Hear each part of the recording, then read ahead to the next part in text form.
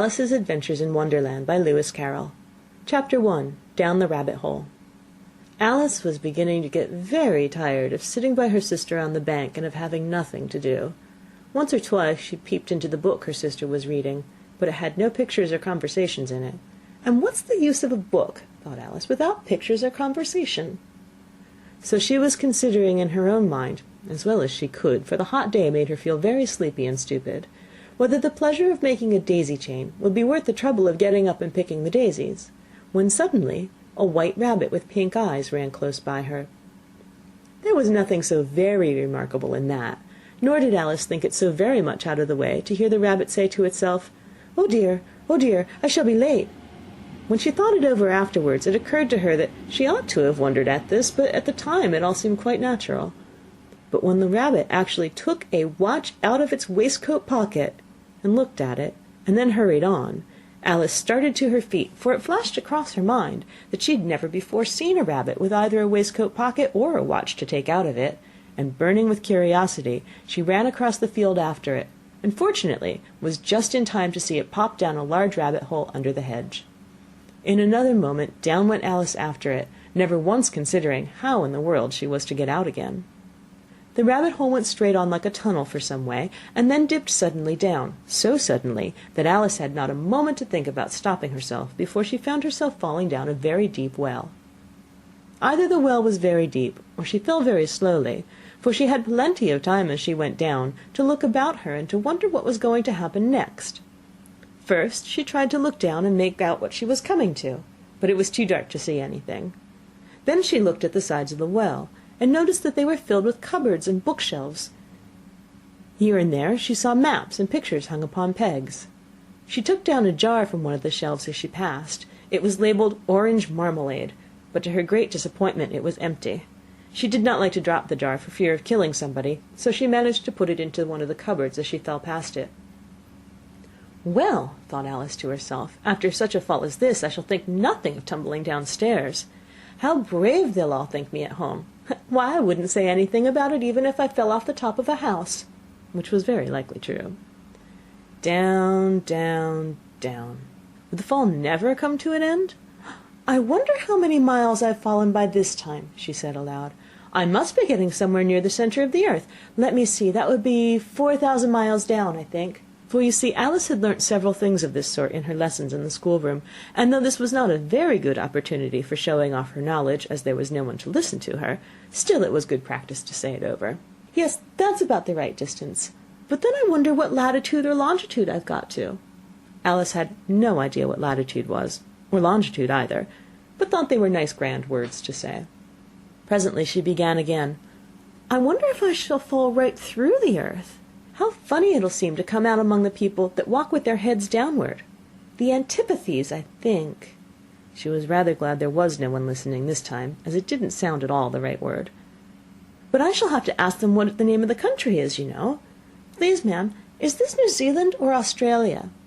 And she tried to curtsy as she spoke. Fancy curtsying as you're falling through the air. Do you think you could manage it? "And what an ignorant little girl she'll think me for asking. No, it'll never do to ask. Perhaps I shall see it written up somewhere." Down, down, down. There was nothing else to do, so Alice soon began talking again. "Dinah'll miss me very much tonight, I should think." Dinah was the cat. "I hope they'll remember her saucer of milk at tea time. Dinah, my dear, I wish you were down here with me.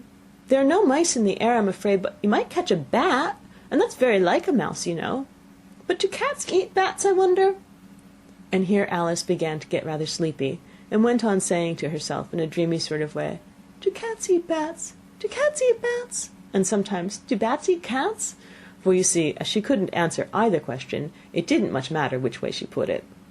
She felt that she was dozing off, and had just begun to dream that she was walking hand in hand with Dinah, and saying to her very earnestly, "Now, Dinah, tell me the truth, did you ever eat a bat?"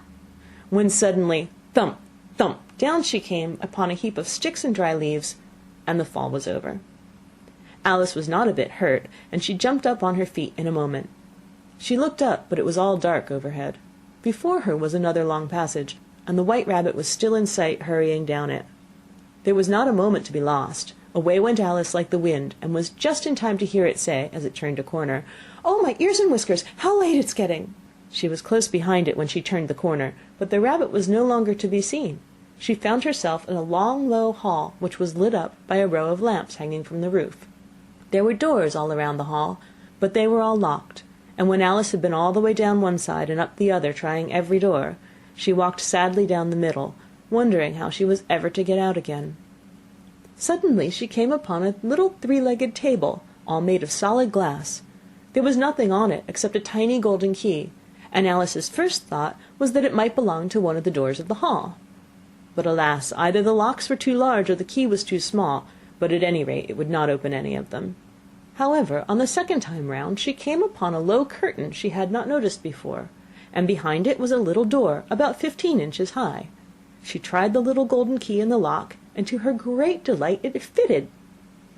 Alice opened the door and found it led into a small passage, not much larger than a rat-hole. She knelt down and looked along the passage into the loveliest garden you ever saw.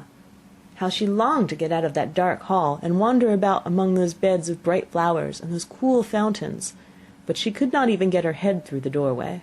And even if my head would go through, thought poor Alice, it would be of very little use without my shoulders. Oh, how I wish I could shut up like a telescope! I think I could, if I only know how to begin. For you see, so many out-of-the-way things had happened lately, that Alice had begun to think that very few things indeed were really impossible. There seemed to be no use in waiting by the little door, so she went back to the table, half hoping she might find another key on it, or at any rate a book of rules for shutting people up like telescopes. This time she found a little bottle on it, which certainly was not here before, said Alice, and round the neck of the bottle was a paper label, with the words "Drink me" beautifully printed on it in large letters. It was all very well to say "Drink me," but the wise little Alice was not going to do that in a hurry. "No, I'll look first," she said, "and see whether it's marked poison or not," for she had read several nice little histories about children who'd gotten burnt and eaten up by wild beasts and other unpleasant things, all because they would not remember the simple rules their friends had taught them, such as that a red-hot poker will burn you if you hold it too long, and that if you cut your finger very deeply with a knife it usually bleeds. And she had never forgotten that if you drink much from a bottle marked poison, it's almost certain to disagree with you sooner or later. However, this bottle was not marked poison, so Alice ventured to taste it, and finding it very nice, it had, in fact, a sort of mixed flavour of cherry tart, custard, pineapple, roast turkey, toffee, and hot buttered toast. She very soon finished it off. "What a curious feeling," said Alice. "I must be shutting up like a telescope." And so it was indeed. She was now only 10 inches high, and her face brightened up at the thought that she was now the right size for going through the little door into that lovely garden. First, however, she waited for a few minutes, to see if she was going to shrink any further. She felt a little nervous about this, "for it might end, you know," said Alice to herself, "in my going out altogether like a candle. I wonder what I should be like then." And she tried to fancy what the flame of a candle is like after the candle is blown out, for she could not remember having ever seen such a thing. After a while, finding that nothing more happened, she decided on going into the garden at once. But alas for poor Alice, when she got to the door, she found she'd forgotten the little golden key, and when she went back to the table for it, she found she could not possibly reach it.